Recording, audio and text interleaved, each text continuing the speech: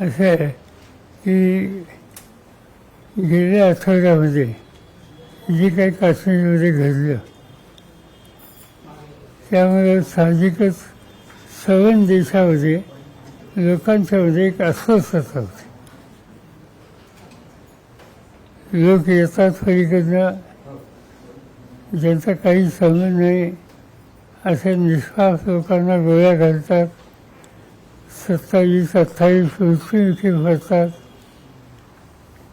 आणि याच्यामध्ये कुठल्याही सरकारला लगेची भूमिका घेणं शक्य नव्हतं. पण हे करत असताना काळजीपूर्वक निकाल घ्यायची गरज होती. 2 भाग आहेत. एक भारताचा नकाशा नजरेसमोर ठेवा, पाकिस्तानचा नकाशा नजरेसमोर ठेवा. भारत आणि पाकिस्तान याच्यामध्ये POK, पाकिस्तान ऑक्युपाईड काश्मीर, की जो काश्मीरचा भाग 1948 साली त्यांनी घेतला आणि जो त्यांच्या ताब्यात आहे, तिथंच हे हल्ला करण्याचं स्थान केंद्रित केलं असं दिसतं. आणि त्याचं कारण असं आहे की POK या ठिकाणी दहशतवाद्यांचे कॅम्प आहेत. तिथे ट्रेनिंग दिलं जातं, तिथे दारूगोळा ठेवला जातो आणि सगळी मदत पाकिस्तानकडनं तिथं होतं. जो काही निर्णय भारताला घ्यायचा होता तो पाकिस्तान, हिंदुस्थान यांची जी बॉर्डर आहे ती बॉर्डर ओलांडून आपण जाऊ इच्छित नव्हतो आणि ती काळजी भारतीय हवाई दलाने घेतली आणि जे हल्ले झाले ते पाक ऑक्युपाईड काश्मीर इथे झाले. यावेळेच्या स्थितीत एक आणखीन बदल दिसला की जो काही 10 दिवसापूर्वी झालं काश्मीरमध्ये, ते झाल्याच्या नंतर या देशात, आपल्या देशात काही लोकांच्या मनामध्ये काश्मीरी जनतेच्या बद्दल सुद्धा शंका होती. पण हा जो इन्सिडेंट झाला दहशतवाद्यांचा, तो झाल्याच्या नंतर ज्याचा आनंद असावा असा एक गोष्ट घडली. सर्व काश्मीरमधली स्थानिक जनता ही भारताच्या बरोबर उभी राहिली. ही दहशतवाद्यांच्या विरुद्ध त्यांनी आपली तीव्र मतं व्यक्त केली. जम्मू काश्मीरची विधानसभा याचं अधिवेशन घेतलं गेलं आणि त्या विधानसभेमध्ये एक मताने हा जो हल्ला झाला होता दहशतवाद्यांचा त्याच्या विरुद्ध निषेधाचा ठराव झाला.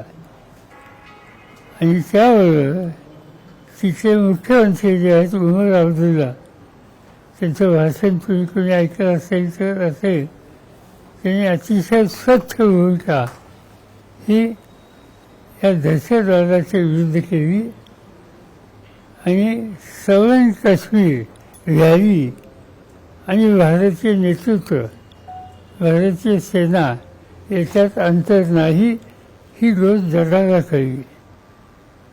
आणि हे सगळं झाल्याच्या नंतर हल्ला तर झाला होता, आपल्या 26-27 लोक मृत्युमुखी पडले होते, त्याचा तर हिशोब करावाच लागेल. पण तो करत असताना आंतरराष्ट्रीय जगामध्ये भारत आक्रमक आहे असं चित्र होऊ नये याची खबरदारी या ठिकाणी घेतली दिसते, ती योग्य आहे. आणि म्हणून आम्हा लोकांचा आग्रह होता ज्यावेळी दिल्लीमध्ये सर्वपक्षीय बैठक बोलवली, त्या बैठकीमध्ये माझ्या पक्षाच्या वतीनं सुप्रियाताई सुळे हजर होत्या आणि तिथे एका विचाराने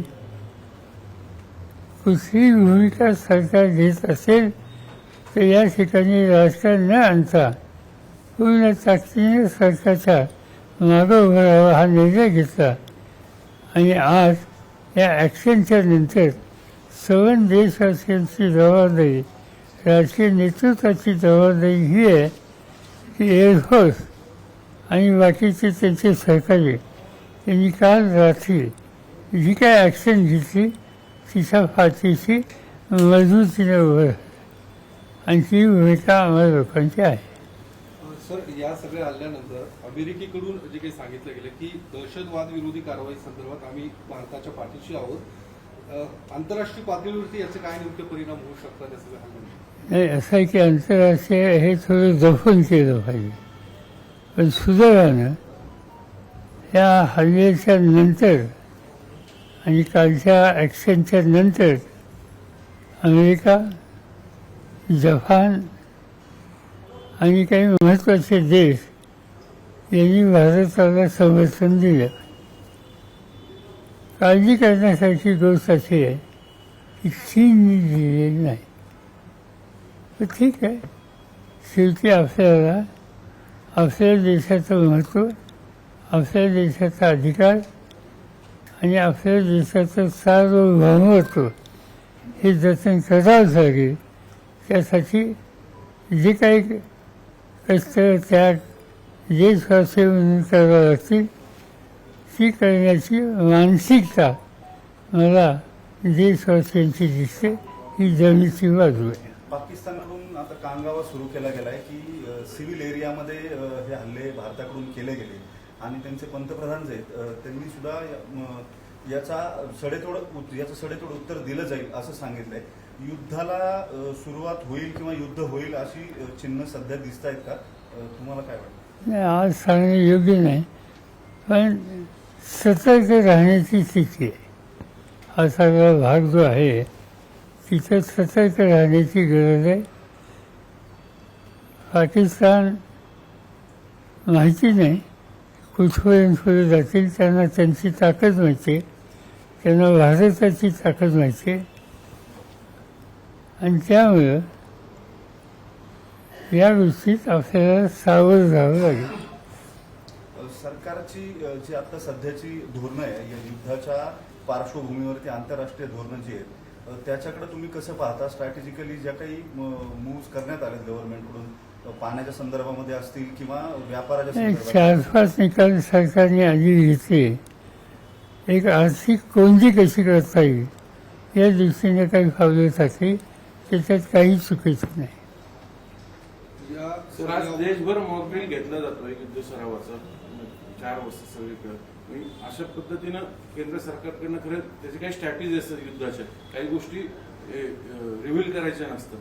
तुम्ही कसं बघताय सगळ्या गोष्टी? नाही, असं आहे की 71 साली ज्यावेळेला अशी स्थिती झाली तेव्हाही केलं होतं.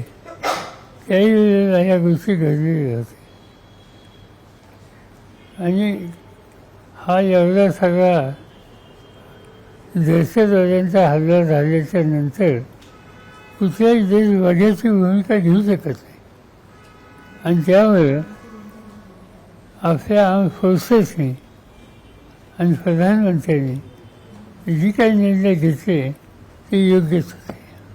या ऑपरेशनला ऑपरेशन सिंदूर असं नाव देण्यात आलेलं आहे. चर्चा आहे की मोदींनी हे नाव, ते मला माहिती नाही, पण नाव दिलं ते योग्य दिलं. कारण काही निष्पाप भगिनी त्यांना वैद्यव्याला तोंड देण्याची स्थिती आणली. त्यांचं कुंकू फुसलं गेलं आणि म्हणून हे नाव दिलं असेल तरी योग्य आहे. आता सध्याच्या परिस्थितीमध्ये सगळे राजकीय पक्ष जे आहेत ते सैन्याचं अभिनंदन करताना दिसतात. विशेष करून काँग्रेस किंवा इतर पक्ष सुद्धा थेटपणे सरकारचं किंवा मोदींचं अभिनंदन अजून विरोधी पक्षाकडून केलं गेलं नाही, म्हणजे कठोर निर्णय घेतल्याबद्दल. तुम्ही आत्ताच सांगितलं, मी आता मोदींचं नाव घेऊन सांगितलं की यावेळेला असा संकुचित दृष्टिकोन घेणं शहाणपणाचं लक्षण नाही. चले. सर आता एअर स्ट्राईक तर झाला, पण याच्या पुढे सरकारने पुढे आणखीन एक स्टेप घ्यावी का इथपर्यंत थांबवता? नाही आता एक महत्वाची स्टेप घेतली, बघूया आता पेशन्स दाखवावे लागतात, त्याची काही रिॲक्शन होते का काय होते सांगता येत नाही. कारण वातावरण पाकिस्तानमध्ये सुद्धा मोठा वर्ग पाकिस्तानच्या नेतृत्वाचा हा जो दृष्टिकोन आहे त्याच्याबद्दल नाराजी असलेला आहे. पण आत्ता त्याला अफसोस होतात का वगैरे हे सांगता येत नाही. आज आपण एक राहूया. सर एक हिंदी सवाल है इस सब मामले में. कल रात को 1:30 बजे एयर स्ट्राइक हुआ. गवर्नमेंट पिछले 15 दिन से प्रिपेयर कर रहा था. देयर वाज something happening behind the curtain, ये भी कहा जा रहा था. आप भी, आपकी तरफ से भी सुप्रिया जी ऑल पार्टी मीटिंग में गए थे. किस तरह से देखोगे आप सब इस मामले? सीधी बात है कि ऑल पार्टी की जो मीटिंग हुई वहाँ यूनानिमसली ये तय हुआ कि ये इशू पर हम सब एक है और मिलकर आर्म फोर्सेस, डिफेंस मिनिस्ट्री, प्रधानमंत्री जो कुछ कदम उठाएंगे उसका हमारा समर्थन और सहयोग रहेगा और वो कंटिन्यू किया है. कल जो हो गया मुझे आश्चर्य नहीं लगता, क्योंकि कश्मीर में जो बात हुई थी इतने लोग मारने के बाद हम नज़रअंदाज नहीं कर सकते थे. कुछ न कुछ कदम उठाने की आवश्यकता थी और संदेश देने की आवश्यकता थी ये दहशतवादी लोगों को कि ऐसे काम करेंगे तो ये देश चुप नहीं बैठेगा. और ये संदेश देने के लिए कदम उठाने की आवश्यकता थी, मगर कदम ऐसे उठाइए कि जिसमें दहशतवादी जहाँ रहते हैं उनके वे जहाँ हैं वो छोड़कर अन्य एरिया के लोगों को कुछ तकलीफ नहीं होनी चाहिए. और इसीलिए ये जो 8-9 जगह सिलेक्ट किया है वहाँ दहशतवादी लोगों के वेस है, ट्रेनिंग की व्यवस्था है, जो कुछ लगता है लड़ाई के लिए ये सब मटेरियल के स्टॉक वहाँ है और वहाँ ही चुनकर कॉन्सेंट्रेट किया है. ये बात इंडियन एयरफोर्स की अच्छी बात उन्होंने की. बाकी आम लोगों को तकलीफ नहीं, और जहाँ तफरीह की जगह है वो उद्ध्वस्त करने का काम किया है. So now Pakistan is claiming that even some civilians have died in the airstrike which is done by India. बात ऐसी है, अपना टारगेट ही पीओके थे. पीओके में पाकिस्तान में घुसकर कुछ किया नहीं. पाकिस्तान ने जो इलीगली कश्मीर की जगह ऑक्यूपाई की है और इसका इस्तेमाल भारत को जब परिस्थिति गंभीर होती है तब हमला करने के लिए जो वेस यूज करते हैं वहाँ ही सिर्फ हमले किए हैं. इससे बात साबित होती है कि भारत आम इनोसेंट जो सिटीजन है इनके बारे में ध्यान देकर जो कुछ किया है वो काम किया है. Sir, in a specific remark on the name Sindhu. एक भावनिक नाम दिया गया. नहीं अच्छा किया, बिकॉज 27-28 लोग इसमें मर गए थे. जो महिला थी इसका सौभाग्य का निशाना खत्म हुआ था और इसीलिए देशवासी उनके साथ है ये कहने का संदेश एक शब्द से लिया गया. सर यावेळी पहिल्यांदा पीओकेच्या व्यतिरिक्त पाकिस्तानच्या पंजाब प्रांतात पण आपण स्ट्राईक केलेला आहे. त्यामुळे एक स्टेप पुढे गेलो का? माझी माहिती आहे पीओके मध्येच हल्ले झाले. सर भारताची एअरस्पेस ओलांडली नाही ही लष्कराच्या दृष्टीने, एअरफोर्सच्या दृष्टीने आणि भारताच्याही दृष्टीने स्ट्रॅटेजिकली कौतुकाची आणि जमेची बाब ठरली. बॉर्डर, एअरफेस या दोन्ही गोष्टीचा जो काही संयम ठेवायला पाहिजे तो इंडियन एअरफोर्सने ठेवलेला आहे. ती बाजू जमेची ठरेल या सगळ्या हल्ल्याच्या दृष्टीने जेव्हा बात अशी आहे की जगाच्या बाकीच्या देशांच्याकडे ही माहिती आपली दिलेली असेल किंवा जाईल आणि त्यामुळे भारताची भूमिका ही आक्रमण करणारी नव्हती, ही दहशतवादी शक्तीला सदैव उत्तर देण्याची होती, हे स्पष्ट होईल. सर, आपणही या खात्याचा कारभार सांभाळलेला आहे. सरकारला काय इथून पुढे कसं जावं तर काय तुम्ही आणि आता बात अशी आहे की सर्व देशवासीनं जी काही समस्या उद्या निर्माण होण्याची शक्यता असेल तर सावध राहणं, सहकार्य करणं, एक राहणं हे सगळं करावं लागेल आणि त्याच्यामध्ये आम्हा सगळ्यांचं सहकार्य गव्हर्नमेंटचं राहील.